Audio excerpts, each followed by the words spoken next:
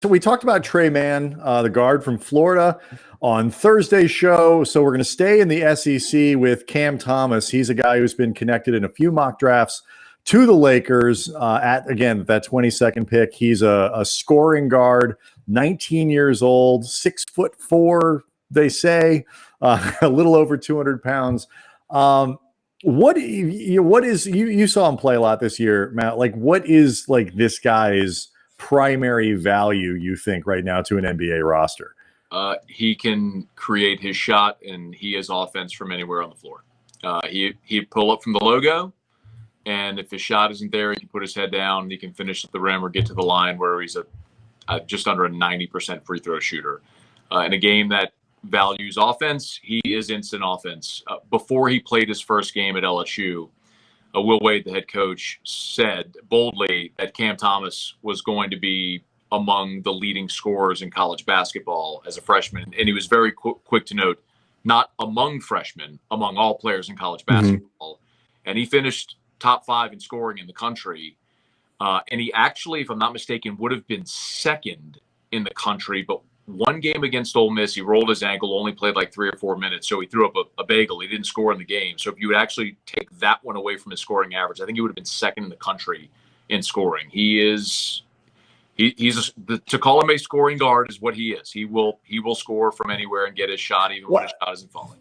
Yeah, and I didn't want to call him a point guard because the specificity of point guard, it implies that there's some passing and distribution and things like that. And for all the scoring that Thomas had, he was frightfully short on assists.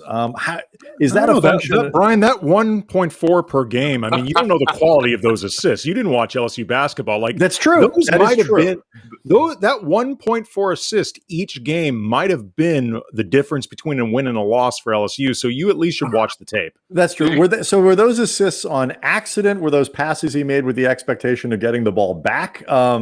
Is he capable of being more of a distributor? What's going on with that? So that's kind of the really tricky question when you see a guy for one season. Because understand Cam Thomas's role on this team was you have a permanent green light. And they did not hide that. He was there to score. And honestly, sometimes it was to the detriment of the team because you would see Cam Thomas take contested off-balance shots where it didn't look like he was valuing possession. And that was something that became a big point of contention here last year, like on my show and talking about this team. Cam would score, but then he gets the dreaded volume shooter label, which is unfair because I wouldn't call him a selfish player. That's not a fair label for a young guy. He was doing what he was told to do, which is go score. Go find a way to get your shot. I mean, LSU was coming off a year where they lost their top 3 scorers from the season before, and they needed a guy that could just go fill it up. And so he was that. They were unconventional, man. They were a team that was trying to win games in the 80s. I mean, they knew that was just how they were going to win games because they didn't really have size. I don't need to break down LSU, but understanding like that was just their best methodology. It's almost like Texas Tech football where Mike Leach throws it 70 times a game because that's just the best way he knows how to do it in that particular offense. That's kind of what LSU was last year. When you talk about some of those contested shots that he puts up, there's a couple things I wanted to ask off that. The context of it notwithstanding, do you consider him a good, bad shot maker? You know, like those type of difficult shots? Because that's a skill, like making bad shots. You know, for whatever reason you do it, whether you're gunning or whether you have to, that's an actual. I mean, particularly for a team like the Lakers, where they just desperately need someone who can create and make a shot, put the ball on the floor. Brian and I covered Kobe for 10 years, and Kobe may be the best bad shot maker in the history of the game. He was definitely one of the best bad shot takers. Yes, but you know what? He often made them, man. Like, yeah, absolutely, he made a lot of them. I was here for it. The other part of that question, though, that I wanted to ask with Thomas's scoring in general, what do you see as his greatest strengths as a scorer? Like the stuff that he does especially well beyond just putting the ball in the basket. It's very rare, but he's a really good jump shooter. Like he will create separation. and he can make jump shots, which, especially in the college game, and Brian and I were talking about this a little bit before we started, you just don't see much of that. And the fact that he can pull up and hit a mid-range jumper from the elbow, like, you just don't see that a lot in the game. It's go hard and get fouled, or pull up for a three from wherever, and he can do that too. But I would say, honestly, the most impressive part of Cam's game was, I'll give you an example. There was a game early in the season against Georgia where he just couldn't throw it in the ocean. I mean, the whole first half. I don't have the box score in front of me, but I mean, he maybe 3 of 12, something. I mean, it was awful. And in the second half, he said, forget it. He put his head down and went to the rim every possession, and he ended up 15 of 16 from the free throw line and scored 25 in the game, and they won. He just found a way to get offense. And I think he's self-aware enough, or showed enough self-awareness to know, man, if my shot's not falling, I can create offense other ways, and he went and got it. So if you need scoring, I don't know that he's a good bad shot or a bad shot maker, but he is good at finding a way to put points on the board. The one thing, you talk about, pulling up and hitting that mid-range shot, that shot at the elbow, which is a great skill to have. And I think there's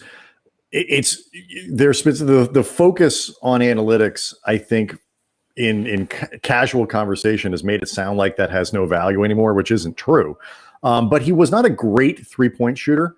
I looked at his game logs. Oh my God, they're all over the place. Yeah. Like, they are wild, man. And he's a freshman. It's not unusual for that to be, but I think it was around 33% for the year. The flip side is, you mentioned it earlier, he's an 88% free throw shooter. Usually those things can be pretty well correlated. Would you expect him to become a good enough, at the very least, NBA 3-point shooter over time? I would say yes, because he has the range to be. And that's obviously another big difference between college and the NBA, is 3-point line is closer in college. But it's one of those things where, guys, literally nobody on LSU's team was a good 3-point shooter this past year. That includes Cam. And because teams focus so much defensively on him, he was forced into and took a lot of bad shots, which hurt his shooting percentage. I don't think there's any doubt about that. I don't think as a rookie he steps onto anybody's team and becomes the focal point of anybody's offense. But could he come off the bench and give you 10 to 12 a night? Yeah, I think that's an easy expectation for Cam as a rookie. So yes, I absolutely think he can be a good enough 3-point shooter in the NBA. I don't think there's any question he can be that. I know I keep going back to it. It's just, LSU was they were a very deficient team a year ago, and they asked this freshman to do an awful lot, and it forced him into a lot of bad decisions, which I think is reflected in shooting percentage and the complete lack of assists. He was not ever asked really to play defense, which he did not do well. But the thing that I can say is, when you come in as a 5-star and you have all of that expectation heaped upon you, he was a great teammate. There was never a guy that you ever saw emote on the floor. He was never miffed if it wasn't going his way. He didn't pout when things were going good. You didn't really see the fire and the bravado. Like, he was just a very stoic, it might be a good word, player that was just, always looked like he was just a shoot around.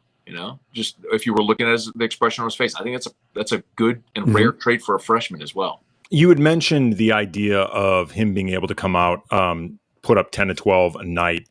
The other parts of his game that so far need developing, the playmaking, from what I understand with defense, he is a work in progress. Like, again, you would expect a freshman.